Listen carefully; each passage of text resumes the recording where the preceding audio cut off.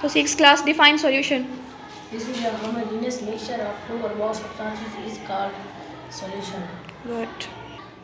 Which of the following is a dilute solution? This is a dilute solution because it contains the little amount of solute. Which of the following is a concentrated solution? This is a concentrated solution because it contains a lot of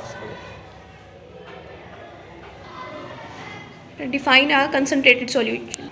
Define a saturated solution. It is a saturated solution because it cannot dissolve more solute.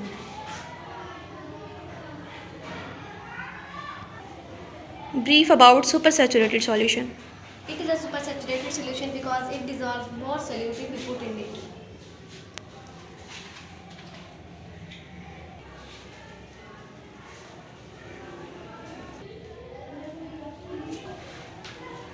Class 6. In today's practical, what did we learn?